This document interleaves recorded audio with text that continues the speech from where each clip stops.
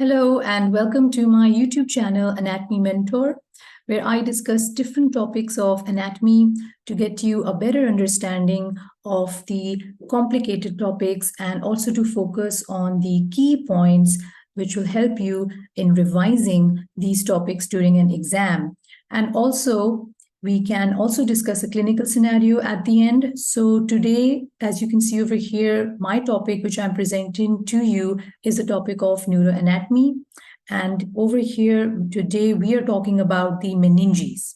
So the meninges are the protective coverings around the central nervous system, namely the brain and the spinal cord. Today, we'll be talking about the blood supply, the nerve supply of the meninges, and a little in detail, we shall discuss the dural reflections in the brain, as well as the dural venous sinuses. And in the end, we will be talking about cavernous sinus, its importance, its location, the structures which are passing through it. I'll also be discussing the clinical aspects which are related to the meninges and dural venous sinuses. These are the different types of hemorrhage that can occur within the brain. So let's start with today's topic, meninges. As I told you before, they are the protective coverings of the brain and the spinal cord. Now, these are three sets or layers which are going to envelop the brain and spinal cord. And the word meninx, which is the singular of meninges, is Greek in origin and it means membrane. Now, these meninges, as I told you, are three in number. The outermost is the dura mater. The dura mater is also known as the pachymeninx. So pachymeninx, as you can see over here, the word pachy means thick. And then we have the inner two layers, which are the arachnoid and the pia mater. Collectively, they can be called leptomeninges. The word leptos means thin because they are delicate in comparison to the dura mater. And I would like to tell you the meaning of the word mater, which means mother. Since they are the protective layers, they are covering the brain and the spinal cord, so they are named as mater. The dura, the arachnoid, and the pia mater. Now, let's start with the dura mater. This is derived from the Latin word, the dura means tough. So we know that this is a tough, strong membrane, and it is further consisting of two layers. The outer layer is called the endosteal layer.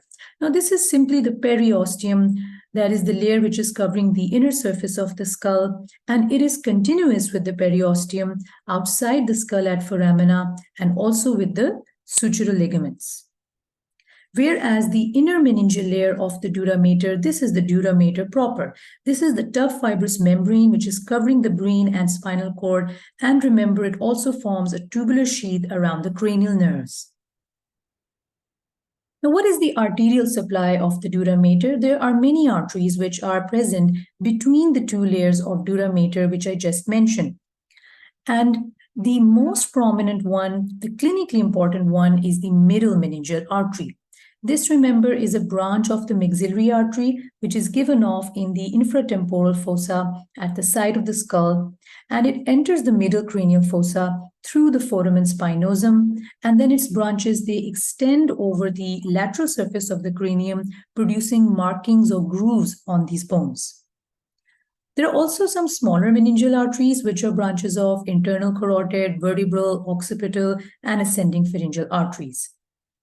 So let's look over here at the dissected brain with the meningeal coverings. So first, the diagram that I'm showing you, in this diagram, the cranium hasn't been removed yet, but the skull, you can see the parts of the calvaria or the skull top. These are formed by these plates of bone, which are the frontal bone anteriorly and the temporal bone and parietal bone laterally, and posteriorly the occipital bone.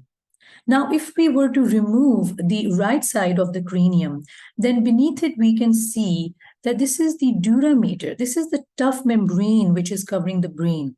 And here we can see these blood vessels, which are the anterior and posterior branches of the middle meningeal artery. So remember, the branches of the meningeal arteries, they are present between the two layers of dura mater. And as I mentioned before, the outer layer of this dura is actually the periosteum lining the inner aspect of the cranium, whereas the inner layer of the dura, that is the dura mater proper, or the meningeal layer.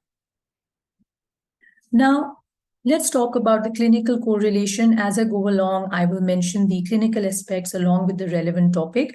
So as we've talked about the dura mater, you should know about the extradural hemorrhage, also known as the epidural hemorrhage. This is the hemorrhage which results from a traumatic blow to the side of the skull in the anteroinferior portion of the parietal bone. So such a blow on the side of the skull can cause a tearing of meningeal arteries or veins, particularly the anterior division of the middle meningeal artery.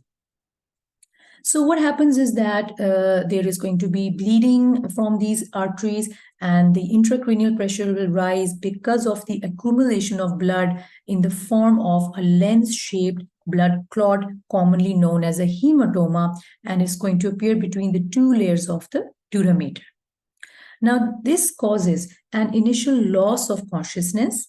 The concussion leads to the loss of consciousness. Concussion is a traumatic brain injury which occurs due to a sudden displacement of the brain and the skull. So this can be interrupted by a certain time period in which the person regains their consciousness. This is known as the lucid interval. But then again, the patient loses consciousness once again, and this time the loss of consciousness is due to compression of the cerebrum by the hematoma. So here is the simple diagram with the cranium removed on the left side, and you can see here is the middle meningeal artery, and this is the anterior branch, and this here is the posterior branch of the middle meningeal artery. So you can see that they are located on mainly the side of the skull, and that is why a traumatic blow on the side of the skull can cause tearing of these meningeal arteries and formation of the hematoma between the two layers of the dura mater.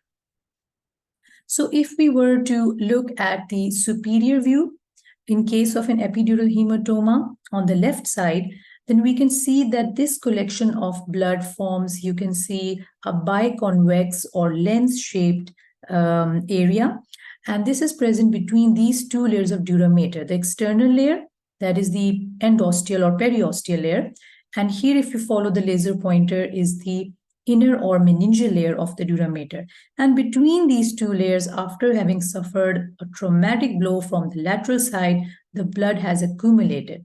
And you can see that this is going to cause a shift of the midline structures towards the opposite side, and pressure effects will be there if the consciousness is regained, the pressure effects due to the compression of the precentral gyrus. Now, coming back to our basic anatomy, we were talking about dura mater. What about the venous drainage of dura mater? The meningeal veins, they accompany the meningeal arteries, and they drain into the pterygoid venous plexus, venous sinuses, and emissary and diploic veins. Now, we'll be looking at all of these veins in the next few diagrams. Meningeal veins, remember, lie lateral to the arteries. The diploic veins, they are present within the cancellous bone of skull vault, and they drain the blood into the veins of scalp and also into the dural venous sinuses. Now, what about the nerve supply of the dura mater? Now, this nerve supply is particularly important because the dura mater has a rich sensory supply, and this is from the branches of trigeminal nerve, which are supplying the dura, which is present in the anterior and middle cranial foci. Also remember the branches from the vagus nerve, that is the 10th cranial nerve, as well as the first three cervical spinal nerves are supplying dura lining the posterior cranial fossa. Sympathetic fibers also accompany the dural blood vessels. So if there is going to be some infection or inflammation of the dura mater, it can cause a headache, a very bad headache, due to the irritation of these nerves. And this, the location of the headache depends upon the nerves which are involved. So involvement of the trigeminal nerve can cause the frontal headache, whereas involvement of the first three cervical spinal nerves can cause an occipital headache. Now coming to the next layer, the covering of the brain and spinal cord, which is the arachnoid mater. Now, arachnoid mater is a delicate sheet of connective tissue lying on the inner aspect of the dura. And remember, it bridges over the sulci of the brain. There is a potential space which lies between the dura and the arachnoid mater, which is known as the subdural space.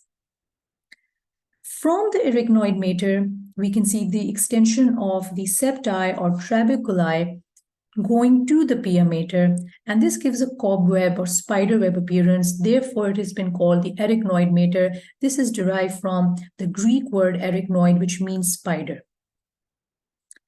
So the space between these spider-like cobwebs is the subarachnoid space, which is now present between the arachnoid and the pia mater. And this is the space, remember, which contains the cerebrospinal fluid as well as the cerebral arteries. But there are certain locations where the pia and arachnoid, they're widely separated from each other, and these areas are known as subarachnoid cisterns. When we talk about the innermost layer of the meninges, that is the pia mater, remember this is a tender layer. Pia word is Latin in origin, meaning tender. This is the delicate vascular connective tissue layer. This is the layer which rests directly on the surface of the brain and spinal cord. So remember, this extends into the sulci of the brain. Also, it is continuous with the perivascular connective tissue sheath of blood vessels of the brain and spinal cord. Both the surfaces of arachnoid as well as the inner surface of the pia mater are covered by a thin squamous epithelial layer. So here is the diagrammatic representation of the three meninges which I've been talking about. You can see the outermost skull. Just on the inner aspect is the dura mater, which is the tough fibrous layer. As I mentioned before, dura means tough, also known as the pachymeninges. Then comes the arachnoid, and here is the pia mater. These are the leptomeninges. These are the delicate connective tissue layers. They are covered by thin squamous epithelial cells. And between them, you can see are these trabeculae, which are extensions of the arachnoid into the pia mater, giving this subarachnoid space the appearance of a cobweb, that is a spider's web. And within this subarachnoid space is the CSF, that is the cerebrospinal fluid, and also the cerebral arteries. And here is the dissected brain, and with the dura mater removed now. So we can see that when the dura mater has been removed, we can see the further layers, the deeper layers, that is the arachnoid and the pia mater. Remember, the arachnoid, it bridges these sulci. These are the grooves over here on the surface of the cerebrum. These sulci or grooves are bridged by the arachnoid, whereas the pia mater, that extends within the sulci of the cerebrum. Now, related to this aspect, as we are talking about the arachnoid, we should be discussing the subarachnoid hemorrhage.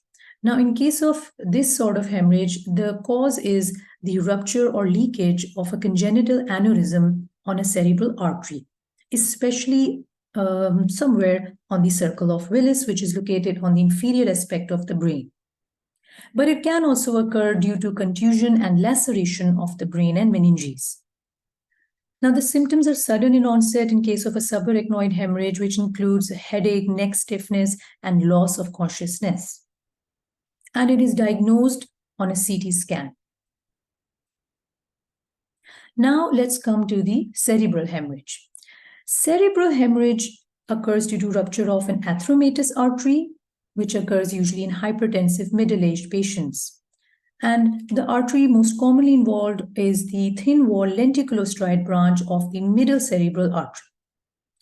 In this case, there will also be loss of consciousness, and on regaining consciousness, there will be contralateral hemiplegia, that is paralysis of the opposite side of the body due to involvement of the corticospinal and corticonuclear fibers in the internal capsule.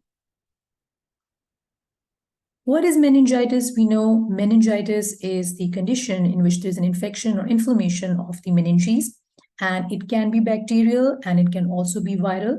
Mostly it is viral, and in the case of viral meningitis, it is self-limiting, but if there is bacterial meningitis, it can be fatal. So the typical signs and symptoms in meningitis are there's going to be fever, severe headache, nausea and vomiting, and there will be neck stiffness known as meningismus.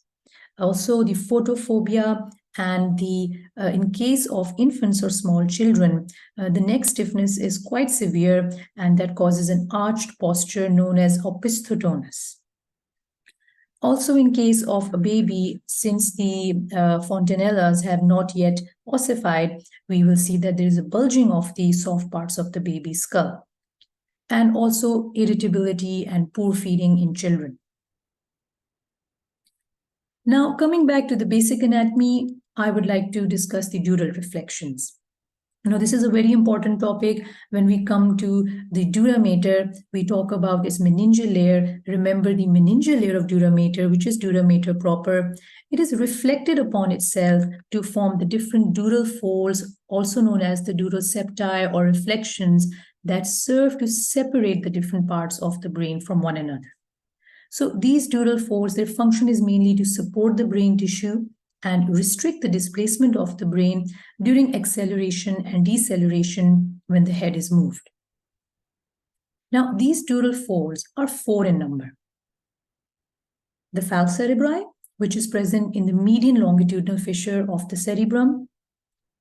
The tentorium cerebelli, which is present in the transverse fissure.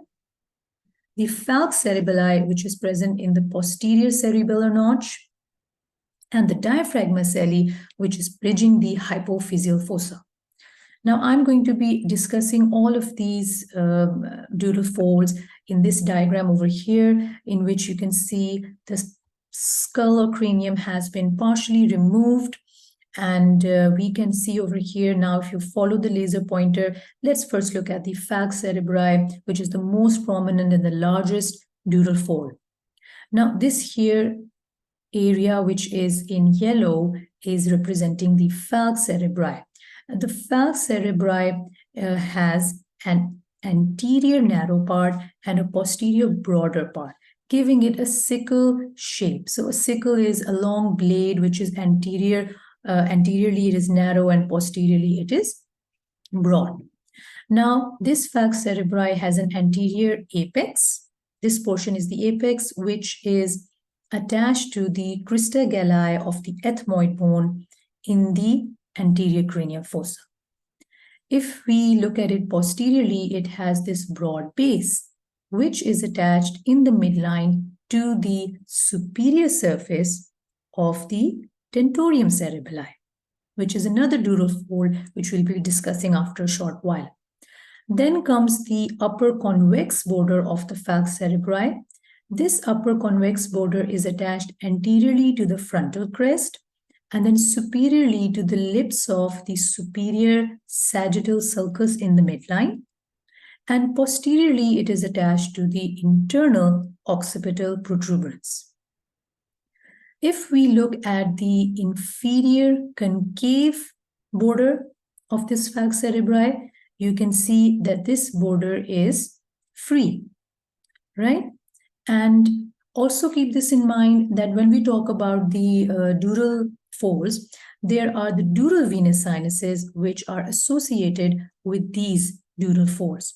So now that we're talking about falx cerebri, remember its upper convex border contains the superior sagittal sinus, whereas its lower inferior concave border contains the inferior sagittal sinus. Also, remember the base of this falx cerebri, this contains the straight sinus, and at the posterior end of this base is the location of the confluence of the sinuses. So this is a point in the posterior aspect where the different venous sinuses, they meet. And this confluence of sinuses is also known as the torcular of Herophilus or the winepress of Herophilus. Let's look now at this second dural fold, which is the tentorium cerebelli. Now, this is known as a tent-shaped, or better to say a semi-lunar or crescent-shaped fold of dura mater. And you can see this is the semi-lunar or half-moon-shaped fold of dura mater, the tentorium cerebelli. Now, this is present over here in the transverse location, and we can see that it is forming a roof over the posterior cranial fossa. So it separates the cerebellum, which is present beneath the tentorium cerebelli, from the occipital lobe of cerebrum, which is present above the tentorium cerebelli. Now, this tentorium cerebelli has a posterior attached border and it has an anterior free border. First, we'll look at its posterior attached border.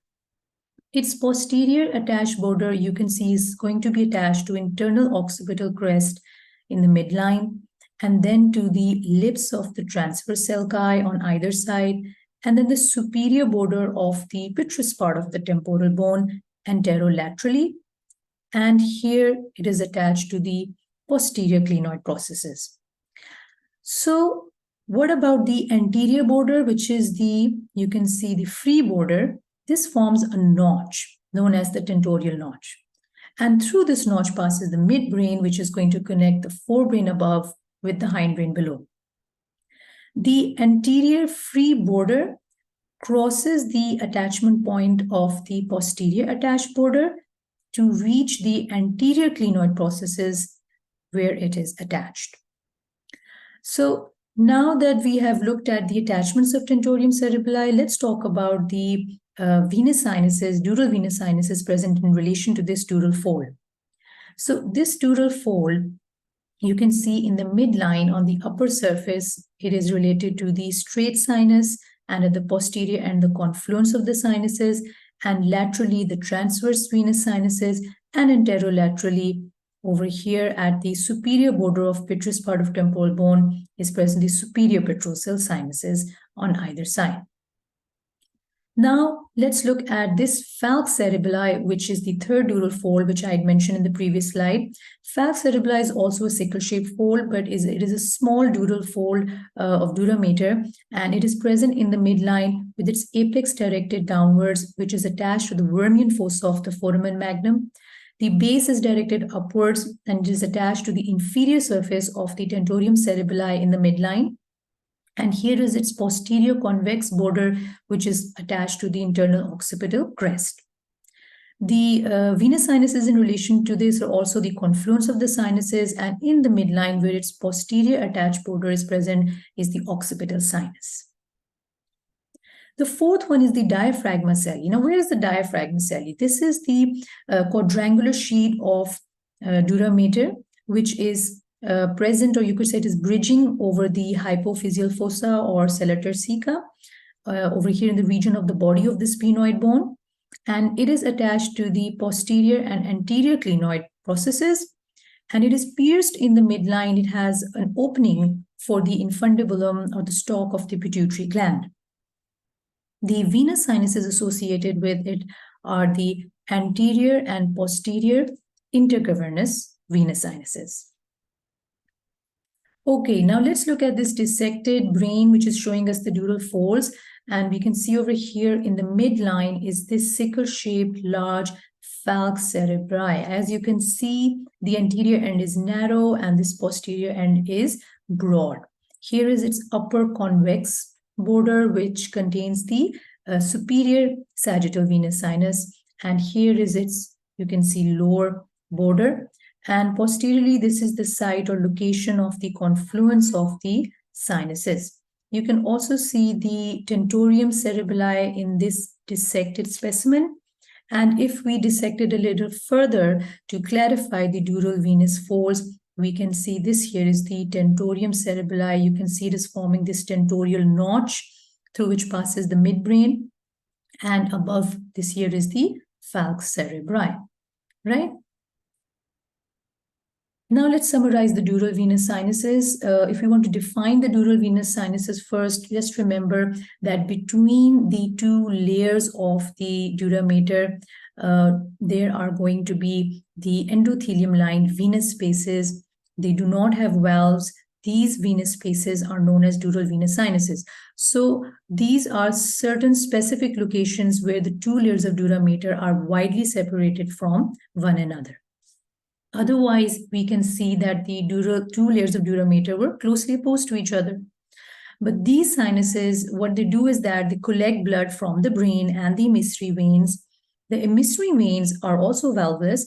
These are the veins that connect the dural venous sinuses with the diploic veins and the veins of the scalp. So the CSF of subarachnoid space, remember, also drains into the dural venous sinuses via the arachnoid granulations. So now that we've mentioned the arachnoid granulations, here is a diagram which is a coronal section through the superior sagittal dural venous sinus. Now over here you can see, let's just look at first the layers of the coverings of the brain, which are the three meninges. We can see this is the skull, and beneath the skull here is the dura mater. And dura mater consists of the two layers. The endosteal is the external one, meningeal is the internal one. Now these two layers are closely opposed to one another, but here these two layers are separated wide apart, and between them you can see the venous blood which is present in this dural venous sinus, which is the superior sagittal sinus. Beneath the dura mater is the delicate arachnoid mater, and then you can see the cobweb appearance due to the trabecular arachnoid mater, which are extending to this innermost one, the pia mater. And also you can see that it is the pia mater which is going to extend deeper further into the sulci. And you can also see that the subarachnoid space is present over here between the arachnoid and pia mater. These are the protrusions of arachnoid mater into the dural venous sinuses, forming bunches of, you could say, grape-like appearance, and these are known as the arachnoid villi or the arachnoid granulations. So these are the location sites where the CSF is going to be drained into the dural venous sinuses. We know the cerebrospinal fluid is produced by the choroid plexuses of the ventricular system within the brain, so that cerebrospinal fluid will eventually be drained into the vascular system through these arachnoid granulations. And these arachnoid granulations are particularly more in number alongside the superior sagittal sinus. And let's also look at this emissary vein. In simple words, remember the emissary veins are the veins which are connecting the venous sinuses within the cranial cavity with the veins which are present extracranially, that is outside the cranial cavity. So there is one way of summarizing the dural venous sinuses. We can divide them into a posterior group and we can divide them into an anterior group. So if we look at those which are within the posterior-superior group, these are the superior sagittal, inferior sagittal, straight, transverse, occipital, and the confluence. Here is the sagittal section of the head region, and over here we can see this here is the superior sagittal sinus, which is present within the upper convex border of the falx cerebri, and beneath it you can see in the lower concave border of falx cerebri is the inferior sagittal sinus. And this inferior sagittal sinus, you can see, drains its blood into the straight sinus, and the straight sinus also receives the great cerebral vein of Galen. Remember that the superior sagittal sinus usually drains its blood into the right transverse sinus, whereas the straight sinus drains its blood into the left transverse sinus. Here is the location of the confluence of the sinuses, which is also receiving blood from the occipital sinus. You can see that the sagittal sinus as well as the transverse sinus is over here entering into the confluence of the sinuses. Let's look over here in this region where we can appreciate this is the sphenoparietal sinus. We'll talk about that. We'll also summarize these sinuses in the next group. This is present on the lesser wing of sphenoid bone, and it is draining blood into the intercavernous sinuses over here, which are surrounding the hypophyseal fossa. This here you can see is the hypophyseal fossa. It is containing this pituitary gland. Also, we can see the basilar venous plexus over here present on the basio-occiput. And here is the superior petrosal sinus on the superior border of petrous part of temporal bone. And here is the inferior petrosal sinus. And superior petrosal sinus drains blood into, you can see over here, this sigmoid sinus. And the inferior petrosal is draining blood into the internal jugular vein. So eventually the blood is going to be collected into the superior bulb of internal jugular vein, which is lying within the jugular foramen in the posterior cranial fossa. This is a superior view of the sinus, which is the superior sagittal sinus, showing us that this sinus is in the midline and the upper part or upper convex border of falx cerebri. And here are the arachnoid granulations you can see closely associated with the superior sagittal sinus. Now, if we were to look at the interior aspect of the skull, now we can see that this here, like I told you, along the lesser wing of sphenoid, you can see the sphenoparietal sinus, which is draining blood into this large and bulky cavernous sinus. Cavernous sinuses, they are present on either side of this hypophyseal fossa, and they're connected by the intercavernous sinuses, which are anterior and posterior intercavernous sinuses.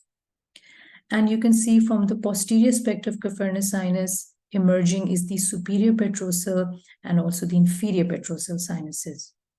Also over here, you can see in the posterior cranial fossa, these are the transverse sinuses. These are the paired sinuses on the right and left. And in the midline, we can see the straight sinus, and this is the cut section of the superior sagittal sinus, and also the cut section of the great cerebral vein. And let's also not forget the sigmoid sinus. These transverse sinuses, they lead into this sigmoid sinus. This is the one which is the continuation of the transverse sinus and which will eventually continue as the internal jugular vein, right? So like I said, the other group is the antero-inferior group, and this group of venous sinuses consists of the sigmoid, the cavernous, the sphenoparietal, the superior petrosal, inferior petrosal, as well as anterior and posterior intercavernous sinuses. And this is a very simple schematic diagram showing us the sinuses which we just saw in the diagram in the previous slide. And over here, it's just the dural venous sinuses which have been highlighted over here. And you can see this is the large and bulky cavernous sinus on either side of the hypophyseal fossa. And these are connected by the thinner and much more delicate anterior and posterior intercavernous sinuses. And at the anterior aspect, the sphenoparietal sinus and ophthalmic veins, they drain blood into the cavernous sinus, whereas posteriorly, the cavernous sinus itself drains blood into superior and inferior petrosal sinuses. And you can also see that the basilar venous plexus is present in the midline, and it eventually drains its blood into the internal vertebral venous plexus. The inferior petrosal sinus, it enters the internal jugular vein, and superior petrosal sinus, it drains into sigmoid sinus, although in some textbooks, they have mentioned it as draining its blood into transverse sinus. Since this is a continuation, both are acceptable. Here are the paired transverse sinuses on either side, and you can see that superior sagittal sinus, like mentioned before, drains its blood mainly into the transverse sinus of the right side, whereas you can see the straight sinus is entering into the left transverse sinus. I'm also sharing this simplified chart with you. I don't need to go through this chart in detail, but you can look at it later and you can read it. You can see the specific points that I've just discussed of the sinuses. The pathway of the drainage of the blood through the sinuses has been described over here in this chart. It's the same thing that I just discussed in the diagram with you. Remember that eventually the blood from the dural venous sinuses is going to drain into the superior bulb of the internal jugular vein, which is lying within the jugular foramen in the posterior cranial fossa. Okay, so now that we have discussed the slides, let's look at a 3D model in which we're going to be discussing these dural venous sinuses. And so this is going to give us a better understanding of these venous sinuses. So here is the model in front of you. And if you just follow my pointer, we'll be looking at these venous sinuses and we will be naming these venous sinuses one by one. So over here, you can see a large part of the cranium has been removed. And first, if we look at this prominent venous sinus, which is lying in the midline, and its location is just beneath the cranium. This is the superior sagittal venous sinus. We know it is present in the upper convex border of the falx cerebri. Now, if we look below it, we can see this here, which has been labeled number 2, is the inferior sagittal sinus. This is also present, you can see, within the midline, and its location is in the inferior concave border of the falx cerebri. Also, you can see that the inferior sagittal sinus is draining blood into this here straight sinus. The location of the straight sinus is within the base of the falx cerebri. Straight sinus also receives this here great cerebral vein of Galen. Now, if we look over here, just turning the cranium around, at the internal aspect, we can see that the superior sagittal sinus, it drains its blood into the right transverse sinus, whereas the straight sinus, its blood is usually drained into the left transverse sinus. So number 4 over here is the left transverse sinus. We can also zoom in just to get a better view of these sinuses. So number 1 is superior sagittal sinus, and beneath it, number 2 is the inferior sagittal sinus. And here you can see that this here, where the pointer is right now present, is the straight sinus. And on either side, over here in the posterior aspect, these are the paired transverse sinuses. These paired transverse sinuses, you can see, they continue anteriorly as the sigmoid sinus. So over here is the sigmoid sinus, and you can see, if I just move this around a little bit over here, that this is the transverse sinus, and this transverse sinus then continues as this here sigmoid sinus. The sigmoid sinus, if we look at it, is going to receive the blood from, you can see, the superior petrosal sinus. So the superior petrosal sinus is over here. It is present on the upper aspect or superior border of the petrous part of the temporal bone. And the blood from superior petrosal sinus is going into this here junction point of, you could say, the transverse and sigmoid sinuses. Whereas blood from inferior petrosal sinuses enters directly into the internal jugular vein. This sigmoid sinus will continue as the internal jugular vein at this here jugular foramen. So if we look on the external aspect of this model, you can see that here are the internal jugular veins. So they are the continuation of the sigmoid sinuses at the jugular foramen inside the cranial cavity. Now, coming back to this cranial cavity, let's identify the very important cavernous sinus. You see this bulky, prominent venous sinus over here is the cavernous sinus. These are the 2 cavernous sinuses. They are present on either side of this here hypophyseal fossa. They are present in the region of the body of the sphenoid bone. And since they are connected anteriorly and posteriorly by the thin intercavernous sinuses, so this forms a circle of the, you can see the sinuses around this region, which is sella turcica, and this is bridged by diaphragma ocelli, as I mentioned before, and it contains an opening for the stalk of the pituitary gland. This here is the basilar plexus of the veins. Also, we should be able to identify this here is the sphenoparietal venous sinus. These are also paired, and they're present on the lesser wing of the sphenoid bone, and they're draining blood into cavernous sinuses. And cavernous sinus is also receiving blood, remember, from the ophthalmic veins. So this was the overview. This was the discussion of the dural venous sinuses on the 3-dimensional model. And so now we can come back to our slides.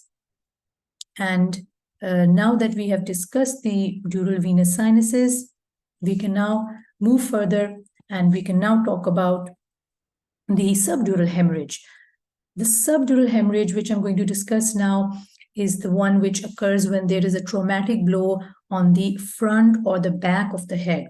This leads to an excessive anteroposterior displacement of the brain. In this sort of traumatic injury, there is a tearing of the cerebral veins or the dural venous sinuses, particularly the superior cerebral veins at their point of entrance into the superior sagittal sinus. This will cause the formation of a long semilunar or crescent-shaped, we could say a rim-shaped collection of blood that is known as a hematoma, which will be present between, because it is subdural, it is present between the meningeal layer of dura and the underlying arachnoid mater. In this case, there is no lucid interval, which we had mentioned in the epidural hemorrhage, because in this scenario, what happens is that the subdural hematoma compresses the brain quite rapidly. And over here, from the superior aspect, is a simple drawing which is showing us on the right side. This here is a subdural hematoma. And in this subdural hematoma, you can see that the hematoma is crescent-shaped, or you could say like in the form of a narrow rim. And this blood clot, it has caused compression of these structures, and they're shifting to the contralateral side. There's a shifting of and there's a distortion of the lateral ventricles. And the collection of this blood is between the meningeal layer of dura and the arachnoid. Okay, so when we are talking about subdural hematoma, we come to the next important venous sinus, which is the cavernous sinus. Remember, the cavernous sinus is the one which is, you can see, present in the region of the body of the sphenoid bone. So here is the sphenoidal sinus, and here are the cavernous sinuses. And now these cavernous sinuses, you can see they are paired. And the important thing to remember is that these are containing the internal carotid artery. And over here, if you just look at the pointer over here, you can see the internal carotid artery, and you can see this here abducens nerve, which is the sixth cranial nerve. So they are passing through the cavernous sinus, and in the walls of the cavernous sinus, you can see from above downwards are the oculomotor nerve, that is the third cranial nerve. Beneath that is the trochlear nerve, that is the fourth cranial nerve, and the first two branches, that is ophthalmic, and you can see the maxillary divisions of the trigeminal or fifth cranial nerve. They're also present in the wall of the cavernous sinus. So the other relations are that you can see that here the cavernous sinus, beneath it, like I showed you before, is the sphenoidal sinus, and you can see superior to it, you can over here appreciate the optic chiasma. So why are we discussing the contents of the cavernous sinus? Why is this so important? Because the cavernous sinus thrombosis, this is a clinical condition which can be fatal, and all the structures, the important nerves which are lying within the cavernous sinus, they are vulnerable to damaging effects. So what is the cause of cavernous sinus thrombosis? This is a commonly asked question for students in their exams as well. The cause is the spread of infection, and this infection can spread from the danger area of the face to the cavernous sinus. Now, what is the danger area of the face? It is the region which includes the lower part of the nose and the upper lip. Now, this danger area of the face, if there's some infection like a carbuncle or a dislodged carbuncle, or or staph infection, so you can see that that infection can spread to the cavernous sinus through the route of the venous drainage. That route can be either through the deep facial vein and the pterygoid venous plexus, or it can also be through the angular and the superior inferior ophthalmic veins. Once the cavernous sinus is involved, thrombosis in the cavernous sinus, or you could say the blood clot formation over there due to the infection, can cause the clinical signs of fever and periorbital edema and edema of the conjunctiva, which is chemosis, as you can see over here in the diagram in front of you. Also, as I mentioned, the nerves, the cranial nerves, which are present closely in relation to cavernous sinus, can become involved, and which the abducens nerve is most commonly involved, and this will cause the paralysis of the lateral rectus muscle, and you can see this in the eye over here, which is the left eye, and you can see the patient in this case is unable to move the eye in the eyeball in the lateral direction. So this is the lateral gaze palsy due to the paralysis of the abducens nerve. So the treatment, the diagnosis would be on CT scan and MRI, and the treatment includes intravenous antibiotics and antithrombotic agents like heparin. Now we come to just a brief mention of the duramater of the spinal cord. Since we've been discussing duramater of the brain up till now, remember the spinal duramater is consisting only of the meningeal layer. And whereas the periosteal layer in the spinal cord is actually the true periosteum of the vertebral bodies. And between these two layers, then the meningeal and periosteum, lies the epidural space, which in this case contains fat, connective tissue, and internal vertebral venous plexus. Then the spinal arachnoid and pia mater, these are the inner two layers which are present just as they were present over there in the brain. But some special points which you have to keep in mind are, when we talk about the spinal cord, remember the lower point of the point where the spinal cord ends, it forms a bulbous expansion which is known as the conus medullaris, which in adults lies at the level of L1, that is first to second lumbar vertebra. Beneath this ending of the spinal cord, that is beneath the conus medullaris, there is an extension of the subarachnoid space, which contains the cerebrospinal fluid, which extends down till the level of the S2, that is the second sacral vertebra. Over here, this area is this lumbar cistern. So this cistern contains the chorda equina. Chorda equina is simply the bunch of rootlets of the lower spinal nerves, which is present below the spinal cord. Also keep in mind that the extension of the pia mater is in the form of a narrow cord, which is known as filum terminale, which is attached to the first coccygeal vertebra, C1 or C2. Another specialization of the meninges to be kept in mind when we're talking about the meninges in the spinal cord are the denticulate ligaments. These are the lateral extensions of the pia mater, which provide support to the spinal cord, and they're about 21 in number, and they are located from the region of the foramen magnum, just caudal to the thoracic vertebra. Okay, so this concludes with the basic anatomy of the meninges, and we also discussed dural venous sinuses.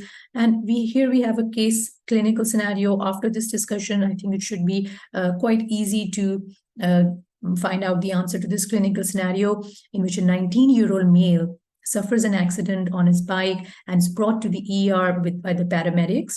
He cannot recall the crash, but says he was not wearing a helmet.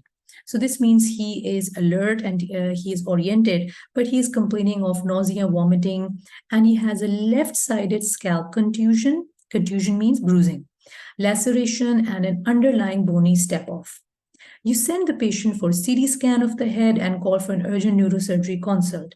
You're waiting for the operating room, but as you are waiting, the patient now becomes more difficult to arouse and becomes confused. So the patient who was alert after the accident has now started to lose consciousness.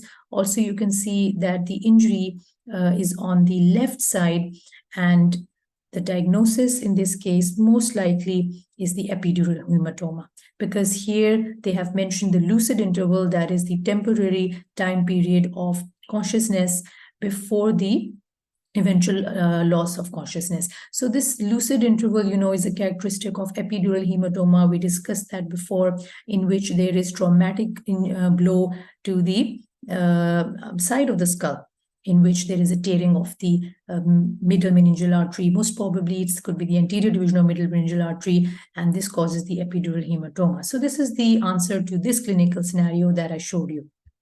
So this concludes with today's discussion on the meninges and dural venous sinuses, and I hope you liked today's discussion, and if you found this video lecture helpful, and if it made it easier for you to understand the meninges, the basic anatomy of the meninges, as well as the venous sinuses, do like and subscribe to my YouTube channel, which is AnatomyMentor, in which I'll be coming up with new videos. You can do that quite easily by just clicking on my picture, which is going to appear at the end of this video. Okay, so thank you for your time, and take care and enjoy your studying, and best of luck with your studies. Thank you and Allah Hafiz.